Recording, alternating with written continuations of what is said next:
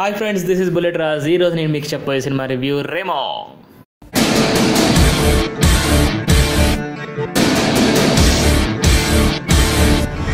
Love elephant లా వస్తాడు Remo. Sorry, అది మన అపరిచితుడు సినిమాలో సాంగ్ కదా, కానీ ఆ సాంగ్ గుర్తొచ్చింది టైటిల్ వినగానే, నాకు టైటిల్ చూడగానే. సో రెమో సినిమా ఆల్రెడీ తమిళంలో పెద్ద హిట్ అయింది. ఆ సినిమా తెలుగు ప్రేక్షకుల కోసం మన దిల్ రాజు గారు మళ్ళీ తెలుగులో రిలీజ్ చేశారు. మరి ఈ సినిమా ఎలా ఉంది?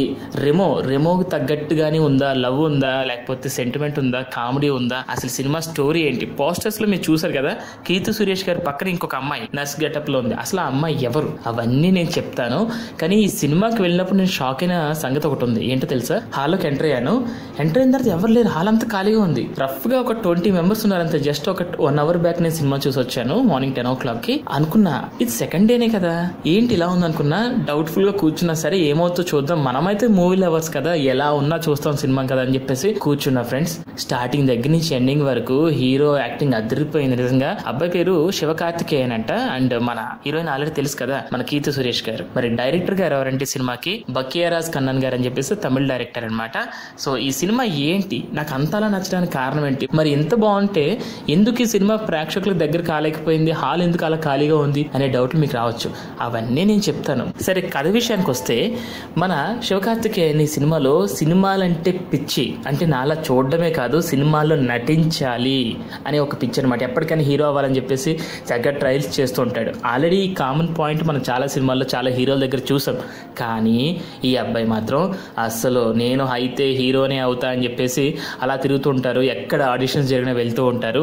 ఒక రోజు అనుకోకుండా ఒక డైరెక్టర్ గారి దగ్గరికి నా ఆడిషన్కి వెళ్తారనమాట మన హీరో గారు. వెళ్ళిన తర్వాత ఒక డైరెక్టర్ గారు ఏమంటారంటే, నేను ఒక లవ్ సినిమా చేయబోతున్నాను, దానికి నువ్వు కరెక్టో కాదో నాకు తెలియాలంటే నీకు ఎంత నటన వచ్చో నాకు తెలియాలి, సో కొన్ని సీన్స్ ఇచ్చి నటించు అని చెప్తారు. పాపం మన హీరో గారికి అప్పటికి ఇంకా నటన మీద పెద్ద అవగాహన లేదనమాట సినిమా క్యారెక్టర్ లో. సో అలా ఏదో ఫన్నీగా నటిస్తూ హీరో మన డైరెక్టర్ గారికి తలుపుడు తెప్పిస్తారనమాట. అమ్మా నువ్వు ఇక్కడి నుంచి వెళ్ళిపో అంటారు. సో ఎలా అయినా సరే హీరో అవ్వాలని చెప్పేసి అక్కడికి వెళ్ళిన మన హీరో గారికి మరి ఆడిషన్ ఫెయిల్ అయితే కొద్దిగా బాధగా ఉంటుంది కదా. అక్క నువ్వు ఇక్కడి నుంచి వెళ్ళిపో బాబు అని డైరెక్టర్ గారు అనగానే తట్టుకోలేక, సార్ ఎలా అయినా ఒక ఛాన్స్ ఇవ్వండి సార్ అని చాలా బ్రతిమలాడతారు మన హీరో గారు.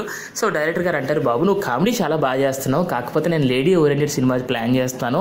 అంటే లేడీ ఓరియంటెడ్ అంటే హీరోయిన్ ఉండదు, అందులో హీరోని డ్యూయల్ రోల్ చేయాల్సి ఉంటుంది.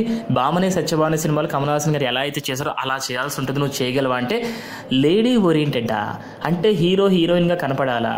సరే నేను ట్రై చేస్తాను సార్, డెఫినెట్ గా నేను వస్తాను, ఆ గెటప్ లో మీరు ఛాన్స్ ఇస్తారంటే ముందురా నేను ఆలోచిస్తానని చెప్పేసి డైరెక్టర్ గారు అంటారు. అనుకున్నట్టుగానే మా హీరో గారు మేకప్ అయ్యి వేసేసుకుని ఒక నర్స్గా తయారవుతారు. వాళ్ళ చుట్టుపక్కల వాళ్ళు కానీ ఫ్రెండ్స్ గ్రూప్ కానీ ఒరే నిజంగా అమ్మాయిలా ఉన్నారని చెప్పేసి కాంప్లిమెంట్ కూడా ఇచ్చేస్తారు.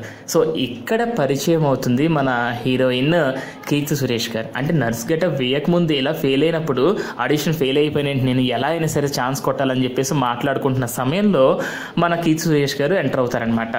నిజంగా అంతకుముందు నేను చెప్పాను చూసారా, కొన్ని లవ్ సీన్స్ ఇచ్చి యాక్ట్ చేయమని చెప్పారు డైరెక్టర్ గారు మన హీరోని అని చెప్పేసి, అలాంటి సీనే ఇక్కడ ప్లే అవుతుంటుంది.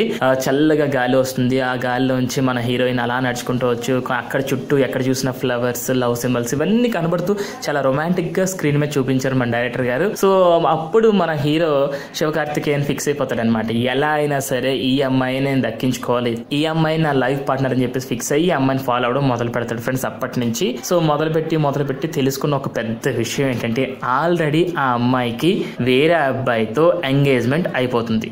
అయితే ఇక్కడ హీరోకి ఆ విషయం ముందు తెలియదు అనమాట. తన లవ్ ప్రపోజ్ చేద్దాం అని చెప్పేసి ఒక రోజు ధైర్యం చేసి ఇంటికి వెళ్తాడు. ఇంటికి వెళ్ళేటప్పుడు చూస్తే మన కీర్తి సురేష్ కి వేరే అబ్బాయితో ఎంగేజ్మెంట్ జరుగుతూ ఉంటుంది అనమాట. వెంటనే షాక్ అయిపోయి లవ్ ఫెయిల్యూర్ అని చెప్పేసి బయటకు వచ్చి ఏడడం మొదలు పెడతారు. అయితే ఇక్కడ మన హీరో సినిమా పిచ్చోడు కదా, సో ఎవరైనా జనరల్ గా ఏదైనా బాధ కలిగితే ఎక్కడ ఏడుస్తారు, బార్ లో కూర్చొని లేకపోతే రూమ్ లో కూర్చొని ఏడుస్తారు. కానీ మన హీరో గారు మాత్రం బయటకు వచ్చి పెద్ద కట్అవుట్ ఉంటుంది మన రజనీకాంత్ గారిది, ఆ కట్అవుట్ దగ్గరికి వచ్చి ఏడుస్తూ ఉంటాడు అనమాట. సో ఇదొక సింబాలిక్ గా చెప్పొచ్చు మనోడికి సినిమాలంటే ఎంత పిచ్చో.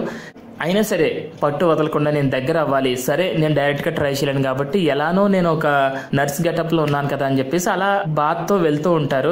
తను ఫాలో అవుతుంటారు, నర్స్ గెటప్ లోనే కీర్తి సురేష్ గారిని ఫాలో అవుతుంటారు. అనుకోకుండా కీర్తి సురేష్ గారే మన నర్స్ గెటప్ లో ఉన్న హీరోకి పరిచయం అవుతుంది. బస్ లో వెళ్ళేటప్పుడు ఫ్రెండ్షిప్ చేస్తుంది. సో మీరు ఏం చేస్తుంటారంటే, జాబ్ కోసం నేను ట్రై చేస్తున్నాను అని చెప్తే, సరే నేను ఆల్రెడీ డాక్టర్ని, ఒక హాస్పిటల్ నేను డాక్టర్ గా పనిచేస్తున్నాను, మీరు అక్కడికి రండి నేను మీకు జాబ్ ఇప్పిస్తానని చెప్తే, అంతకంటే ఛాన్స్ ఏముంటుంది మన హీరో గారికి, దొరికిందే ఛాన్స్ ఛాన్స్ అన్నట్టు హీరోయిన్ వర్క్ చేసే హాస్పిటల్కి వెళ్ళి అక్కడ జాబ్ కొట్టేస్తారు. సో అప్పటి నుంచి మన హీరోయిన్ ని దగ్గర చేసుకుని నర్స్ గెటప్ లోని తన ఇష్టాలు తన అభిప్రాయాలు అన్ని తెలుసుకుని తనని మార్చడం మొదలు పెడతారనమాట. అయితే ఇక్కడ మీరు తెలుసుకోవాల్సింది ఏంటంటే ఇప్పటి వరకు హీరో శివకార్తికేయన్ మన హీరోయిన్ కీర్తి సురేష్ గారికి తెలియదు అనమాట. ఎందుకంటే తెలియకుండానే వన్ సైడ్ లవ్ చేస్తారనమాట. కానీ ఎప్పుడైతే ప్రపోజ్ చేద్దామని వెళ్లే టైంలో కీర్తి సురేష్ గారికి వేరే అబ్బాయి ఎంగేజ్మెంట్ జరుగుతుంది తెలుస్తుంది, అక్కడి నుంచి వెనక్కి వచ్చేస్తారు. సో అందుకని కీర్తి సురేష్ గారికి మన హీరో గారికి ఇంకా పరిచయం అనేది ఏర్పడదు. కానీ ప్రేమించిన అమ్మాయిని ఎలా అయినా సరే దక్కించుకోవాలనే ఉద్దేశంతో నర్స్ గెటప్ లో దగ్గర అవుతూ ఆమె మనసు మార్చడానికి ప్రయత్నిస్తూ ఉంటారు మన హీరో గారు. ఇలా చేయడం తప్పని తెలిసినా సరే ప్రేమించిన అమ్మాయి కోసం ఏదైనా చేయడం తప్పలేదని చెప్పేసి ఒక సిద్ధాంతం పెట్టుకుని ఇదంతా చేస్తారు మన హీరో గారు. సో ఇలా ఉంటే మరి ఎంతకాలం ఇలా నర్స్ గెటప్ లో ఉండాలి, ఎప్పుడొకప్పుడు ప్రపోజ్ చేయాలి కదా అనుకుని సమయం కోసం వెయిట్ చేస్తాడనమాట. సో ఆ సమయం వస్తుంది. ఏంటంటే ఆ రోజు కీర్తి సురేష్ బర్త్డే సెలబ్రేట్ చేసుకుంటుంది. సో ఆ విషయం నర్స్ కి చెప్తే ఆటోమేటిక్ గా హీరోకి చెప్పినట్టే కదా. సో తన బర్త్డే విషెస్ బాగా ప్లాన్ చేసి ఒక సర్ప్రైజింగ్ విషెస్ చేస్తారు మన హీరో గారు. ఆ విషెస్ కి ఇంప్రెస్ అయిపోయి మన కీర్తి సురేష్ గారు అప్పుడు ఫస్ట్ టైం మన హీరోని చూస్తారనమాట. అప్పటి నుంచి ఎవ్రీ డే కీర్తి సురేష్ గారు వెంట పడడం, తనకు ఫోన్స్ చేయడం, మెసేజెస్ చేయడం ఇవన్నీ చేస్తూ ఉండి తనకు దగ్గర అవడానికి ట్రై చేస్తూ ఉంటారు. ఒక పక్క కీర్తి సురేష్ గారు కూడా మన హీరో గారి ప్రపోజల్ వాటికి ఇంప్రెస్ అవుతూ ఉంటారనమాట. కానీ అది హీరో గారికి చెప్పరు, తన లోపలే ఫీల్ అవుతూ ఉంటారు. ఎందుకంటే ఆల్రెడీ మన నర్స్ గెటప్ లో ఉండి తన మెంటాలిటీ తన బ్రెయిన్ మొత్తం నువ్వు లవ్ చేయాలి, లవ్ చేసి పెళ్లి చేసుకోవాలని చెప్పేసి బ్రెయిన్ వాష్ చేస్తూనే ఇంకొక పక్క లవర్ బాయ్ గా తను వెంట పడుతూ ఉంటారు. కాబట్టి ఈజీగా వర్కౌట్ అవుతుంది. కాకపోతే అలా చేసే ప్రయత్నం, ఆ ప్రపోజ్ చేసే విధానాలు ఇవన్నీ చాలా ముచ్చటగా ఉంటాయి అన్నమాట. అండ్ ఇంకొక మెయిన్ విషయం ఏంటంటే జనరల్గా ఒక అబ్బాయి అమ్మాయిగా నటించడం అంటే చాలా కష్టం. అండ్ మనం కూడా ఎక్కువసేపు చూడలేం స్క్రీన్ మీద. ఏంటి అబ్బాయి ఇదంతా అనిపిస్తుంది. కానీ నిజం చెప్తున్నా ఫ్రెండ్స్, ఈ అబ్బాయికి చాలా యాక్ట్ అయింది. 2.5 hours ఏమాత్రం చిరాకు పడకుండా 2 క్యారెక్టర్స్ని మనం బాగా చూసాం తెలుసా. అంటే కమల్ హాసన్ గారితో పోల్చలేం కానీ, ఎందుకంటే ఆయన చాలా పెద్ద ఆయన. భామని సత్యభామని సినిమాలో కమల్ హాసన్ గారు చూసి మనం ఏమైనా బోర్ ఫీల్ అయ్యామా? సేమ్ యాస్టీస్ అలాగే ఉంటుంది ఇక్కడ కూడా. నవ్వుకుంటాం 2 క్యారెక్టర్లో. నిజంగా ఇంకొక అమ్మాయి ఏమో అనిపిస్తుంది కొన్ని సీన్స్లో అయితే. అండ్ ఈ సినిమాలో ఇంకొక ప్లస్ పాయింట్ ఏంటంటే లాస్ట్లో క్లైమాక్స్ సీన్ ఒకటి ఉంటుంది. ఒక అమ్మాయి చిన్న పాప సీన్ ఒకటి పెట్టారు డైరెక్టర్ గారు. అది నేను రివీల్ చేయను, అది చాలా బాగుంటుంది. కళ్ళంటి నీళ్ళు వస్తాయన్నమాట ఆ సీన్కి. సో ఫైనల్గా మన హీరో గారు మరి ఆల్రెడీ ఎంగేజ్మెంట్ అయిన హీరోయిన్ని ప్రేమించారు, కాదనట్లేదు. ఆ ప్రేమని ఎలా గెలుచుకున్నారు, తన బ్రెయిన్ ఎలా మార్చారు, సో నర్స్ క్యారెక్టర్ గురించి తన దగ్గర రివీల్ చేశారా లేదా, అండ్ కీర్తి సురేష్కి ఎవరితో అసలు ఎంగేజ్మెంట్ సెట్ అయింది, మరి ఆ మ్యారేజ్ ఎలా క్యాన్సిల్ అయింది, చివరిగా తను అనుకున్న హీరో ఛాన్స్ వచ్చిందా లేదా, ఇవన్నీ మన హీరో గారు ఎలా సింగిల్ హ్యాండ్తో మేనేజ్ చేశారు తెలియాలంటే మీరు సినిమా చూడాల్సిందే.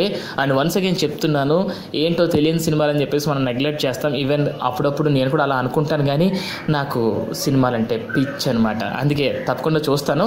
1 day లేట్ అయినా చూసాను ఈరోజు.